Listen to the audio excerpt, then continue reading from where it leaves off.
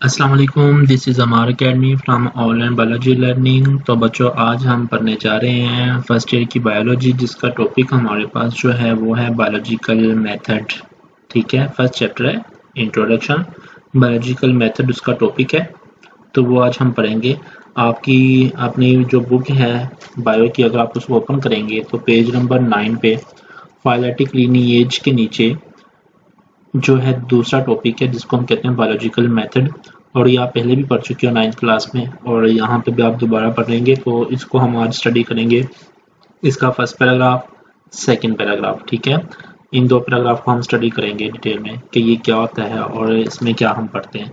तो सबसे पहले ये है कि मैंने यहाँ पे दो क्वेश्चन लिखे हैं। एक ये क्वेश्चन है, क्वेश्चन लिखा हुआ है कि explain biological method for solving biological problem. ठीक है, यानी कि बायोलॉजिकल मेथड को आपने एक्सप्लेन करना है, वजाहत करनी है इसकी बायोलॉजिकल प्रॉब्लम को सॉल्व करते हुए। ठीक, नेक्स्ट एक और क्वेश्चन लिखा हुआ है, ब्रीफली डिस्कस बायोलॉजिकल मेथड। आप बायोलॉजिकल मेथड को ब्रीफली डिस्क्राइब करें। ये दो क्वेश्चन जो है ना वो बन सकते हैं इसके। तो मैंने दोनों क्वेश्चन लिख दिए हैं। बोर्ड में इस तरह का क्वेश्चन जो है ना वो आपको आ सकता है। तो सबसे पहले हमारे पास है बायोलॉजिकल मेथड और इसकी डेफिनेशन। ये बायोलॉजिकल मेथड है और इसकी सबसे पहले डेफिनेशन है। डेफिनेशन में क्या कह रहा है, द साइंटिफिक मेथड, साइंस का वो तरीकाकार, use to study a biological problem, जो स्टडी किया जाता है, स्टडी करने के लिए इस्तेमाल किया जाता है। कौन सी स्टडी? बायोलॉजिकल प्रॉब्लम को सॉल्व करने वाली study is called biological method, उसको हम बायोलॉजिकल मेथड कहते हैं। ये इसकी डेफिनेशन दी गई है। अब हमारे पास जब हम बायोलॉजिकल मेथड को पढ़ते हैं तो एक वर्ड आता है बायोलॉजिकल प्रॉब्लम। ये क्या होती है? तो इसकी डेफिनेशन भी नीचे दी गई है। ये है हमारे पास बायोलॉजिकल प्रॉब्लम। तो यहाँ पे कह रहा है कि अ biological problem is a question. ये बायोलॉजिकल प्रॉब्लम एक क्वेश्चन होता है। कैसा क्वेश्चन होता है? रिलेटेड टू लिविंग ऑर्गेनिज्म, जो जिंदा जानदारों के बारे में होता है। That is either ask by the someone, ये क्वेश्चन कोई भी पूछ सकता है जिसके जहन में आ जाए, या अगर कोई ना पूछे तो फिर क्या हो, कम्स इन बायोलॉजिस्ट माइंड, या जो बायोलॉजिस्ट होते हैं उनके जहन में आ जाए, बाय हिमसेल्फ, खुद ब खुद, तो उसको हम कहते हैं बायोलॉजिकल प्रॉब्लम। तो ये बायोलॉजिकल प्रॉब्लम की डेफिनेशन है। तो बायोलॉजिकल मेथड क्या होता है उसकी डेफिनेशन है, उसके बाद फिर बायोलॉजिकल प्रॉब्लम क्या होती है उसकी डेफिनेशन है, और उसके बाद थोड़ी सी एक्सप्लेनेशन पढ़ते हैं। क्या कह रहा है? कह रहा है कि science is an arrange and organise knowledge. Science जो है वो एक अरेंज, मुनज़्ज़म, ऑर्गेनाइज, तरतीब दिया हुआ इल्म है। लाइक अदर साइंसेस, दूसरी साइंस की तरह, biological science also have a set of methodology. कहते हैं कि जो दूसरी साइंस की तरह बायोलॉजिकल जो साइंस होती है इसके पास भी क्या है? मेथोडोलॉजी। मेथोडोलॉजी क्या होता है कि पढ़ने का जो तरीकाकार होता है, एक स्टडी करने का, रीड आउट करने का, या किसी प्रॉब्लम को सॉल्व करने का, उसको हम कहते हैं methodology. It is based on experimental inquiry, और ये किस बेस पे होता है? एक्सपेरिमेंटल इंक्वायरी, यानी कि इसके ऊपर तजर्बात किए जाते हैं। तजर्बात करने के ऊपर उसके ऊपर फिर वो कंक्लूजन निकाले जाते हैं। ठीक है, तो ये इस बेस पे होता है। तो ये था हमारे पास बायोलॉजिकल प्रॉब्लम। और नीचे जो है बायोलॉजिकल प्रॉब्लम के डिफरेंट स्टेप्स हैं, जिसमें जो पहला स्टेप है वो हमारे पास आ जाता है ऑब्जर्वेशंस, उसके बाद फिर आ जाता है हाइपोथेसिस, फिर आ जाता है डिडक्शंस, डिडक्शंस के बाद फिर एक्सपेरिमेंट्स, एक्सपेरिमेंट्स के बाद फिर रिजल्ट्स, और रिजल्ट्स के बाद फिर थ्योरी और ला आ जाते हैं। ठीक है, यहाँ पे आप एक्सपेरिमेंटल के बारे में तो नहीं पढ़ेंगे डिटेल में, क्योंकि एक्सपेरिमेंट्स जो है वो आप पढ़ चुके थे पहले। यहाँ पे एक्सपेरिमेंट्स के बारे में डिटेल नहीं दी गई, बाकी स्टेप्स के बारे में बताया गया है। तो वो हम पढ़ते हैं कि वो क्या है। सबसे पहले हम स्टार्ट करते हैं ऑब्जर्वेशन से कि ऑब्जर्वेशन क्या होती हैं। तो बच्चों जो ऑब्जर्वेशंस होती हैं, वैसे तो जो आपके ज़हन में ख्याल आ जाए, थिंकिंग आ जाए किसी चीज़ को देख के, वो आपकी ऑब्जर्वेशन कहलाती है। और वो जो ख्याल है, थिंकिंग है, वो कैसे बनाई जाती है? वो हम अपने 5 सेंसेस से बनाते हैं। कौन कौन सी सेंसेस है? विजन, देखना, हेयरिंग, सुनना, स्मेल करना, ठीक है, सूंघना, टेस्ट करना, चखना, टच करना। हम इनके ज़रिए किसी चीज़ के बारे में ऑब्जर्वेशन हम बना सकते हैं। ये इनमें से कौन सी सेंस यूज़ करनी है?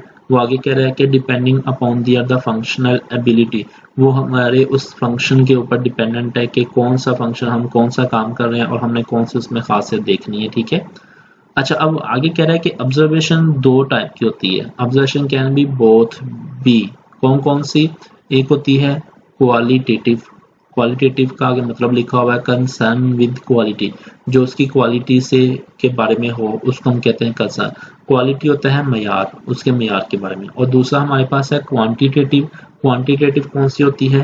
क्वांटिटेटिव के बारे में कह रहा है कि कंसर्न विद क्वांटिटी, जो उसकी मिकदार के बारे में हो। ठीक है, एक होती है क्वालिटेटिव ऑब्जर्वेशन और एक होती है क्वांटिटेटिव ऑब्जर्वेशन। जब हम दो चीज़ों की बात करते हैं तो हमें हमारे ज़हन में क्वेश्चन आता है कि कौन सी चीज़ सबसे ज़्यादा अच्छी होगी। हम क्वांटिटेटिव करेंगे, उससे ज़्यादा नॉलेज मिलेगा, या क्वालिटेटिव से मिलेगा। तो इसी के बारे में एक क्वेश्चन यहाँ पे बनाया गया। तो वो क्वेश्चन ये है कि quantitative observations are more accurate than qualitative observation. ठीक है, ये आपसे पूछा है। यहाँ पे वाई लिखना था, भूल गया। चले, यहाँ पे है why qualitative observation are more accurate than quantitative observations, कि क्वांटिटेटिव ऑब्जर्वेशन क्वालिटेटिव ऑब्जर्वेशन से ज़्यादा बेटर या एक्यूरेट क्यों होती है। ठीक है, ये पूछा गया है। तो इसका आंसर बच्चों यहाँ पे आप आंसर लिख सकते हैं, इसका आंसर भी दिया गया है।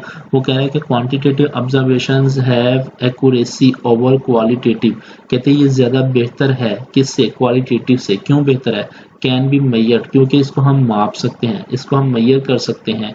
एंड आर रिकॉर्डेड, और इसका रिकॉर्ड भी हासिल कर सकते हैं। किस फॉर्म में रिकॉर्ड हासिल कर सकते हैं? In the form of numbers, numbers की बिना पे। ठीक है, नंबर्स की बुनियाद पर हम इनका रिकॉर्ड भी हासिल कर सकते हैं। जैसे आपने 9th क्लास में पढ़ा कि जी 1 किलोग्राम पानी में कितने, सॉरी 1 केजी वाटर में कितने जी होते हैं, कितने ग्राम होते हैं? तो आपने कहा कि 1000।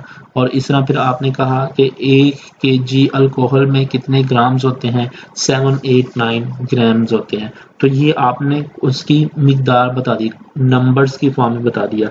इसे नंबर्स की फॉर्म में बताने के लिए हम उसका रिकॉर्ड हासिल कर सकते हैं, हमें पता होगा कि वो कितना है और कितना नहीं। इसलिए क्वांटिटेटिव ऑब्जर्वेशन ज़्यादा बेहतर है क्वालिटेटिव ऑब्जर्वेशन में, जबकि क्वालिटेटिव में हम कोई भी नंबर नहीं बता सकते और इसको मेजर नहीं कर सकते। तो ये था हमारा फर्स्ट पॉइंट जिसको हम कहते हैं ऑब्जर्वेशंस। अब हम सेकंड पॉइंट की तरफ चलते हैं, और सेकंड पॉइंट और थर्ड पॉइंट हमारे पास यहाँ पे लिखा हुआ है हाइपोथेसिस एंड डिडक्शन। जैसा आपकी बुक में लिखा हुआ था वैसा ही मैंने यहाँ पे दिया गया है, दोनों इकट्ठे दिए गए थे इसलिए मैंने यहाँ पे दे दिया। हाइपोथेसिस एंड डिडक्शंस ये क्या होती हैं? ठीक है, सबसे पहले हम हाइपोथेसिस पढ़ते हैं ये क्या है। तो यहाँ पे इसकी डेफिनेशन लिखी है, a statement which is to be tested, एक ऐसी स्टेटमेंट जिसको टेस्ट किया जा सके, जो टेस्ट करने के काबिल हो, उसको हम कहते हैं, ये उसकी क्या है? हाइपोथेसिस है। वो हाइपोथेसिस बना लेते हैं हम उसके। यहाँ पे क्या किया जाता है कि एन ऑब्जर्वर, एक जो ऑब्जर्वेशन करने वाला होता है, ऑर्गेनाइज ऑब्जर्वेशन, वो ऑब्जर्वेशंस को तरतीब देता है इनटू डाटा में एंड फॉर्म, और उसको एक शक्ल देता है, and give a statement on the basis of experience and background knowledge, और कहता है कि फिर उसके बारे में एक स्टेटमेंट देता है। वो जो स्टेटमेंट होती है वो क्यों, किस बारे में होती है, कैसे देता है वो स्टेटमेंट? वो अपने एक्सपीरियंस की बिना पे देता है, या फिर उसके पास जो बैकग्राउंड नॉलेज, यानी कि उसके उस चीज़ के बारे में जो नॉलेज होता है, उस नॉलेज को इस्तेमाल करके वो उसके बारे में स्टेटमेंट, दो चीज़ों को इस्तेमाल करता है। एक तो वो अपने एक्सपीरियंस को, और दूसरा उसके बारे में जो बैकग्राउंड नॉलेज होता है उसके वो देख के फिर वो क्या करता है? स्टेटमेंट बनाता है। This statement is the hypothesis, और वही स्टेटमेंट क्या कहलाती है? हाइपोथेसिस कहलाती है। ठीक है, अब हाइपोथेसिस बनाने के लिए हमारे पास दो तरीकाकार है। There are two ways of formulating hypothesis, hypothesis बनाने के लिए दो तरीकाकार है। कौन कौन से? Number 1, a hypothesis can be result of deductive reasoning, hypothesis जो है वो डिडक्टिव रीजनिंग का नतीजा होती है, रिजल्ट होती है।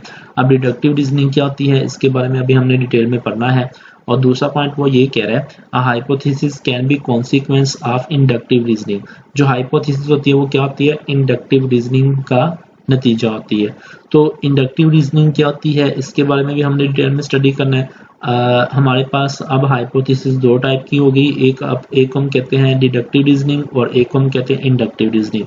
तो मैं थोड़ा सा आपको ना डिडक्टिव रीजनिंग के बारे में बता देता हूँ कि ये क्या होती है। वो कह रहे हैं कि जो डिडक्टिव रीजनिंग होती है ये move from general to the specific, ये आम जनरल होता है, आम और स्पेसिफिक होता है ख़ास।